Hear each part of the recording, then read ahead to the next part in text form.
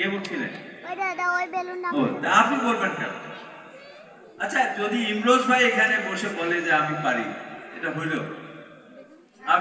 আপনার পারাটা হবে না। হেলাল হাফিজ বলেছেন, ভেরি গুড। হেলাল হাফিজের আরেকটা কবিতা আছে, যেটা আপনারা সে কবিতার প্রয়োগটা দেখেছেন গত কিছুদিন, 3 মাস আগে। আমাদের তরুণ প্রজন্ম রুধির ধারায় রক্ত লাল করে আমাদেরকে যে বিজয় এনে দিল, তাদের জন্য তিনি একটা কবিতা লিখেছিলেন।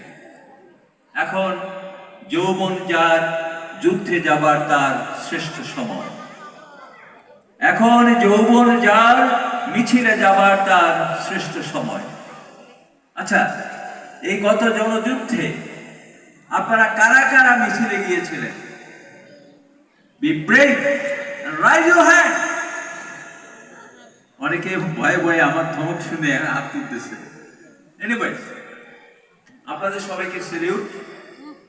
কারণ যেই জাতি তার তরুণ প্রজন্মকে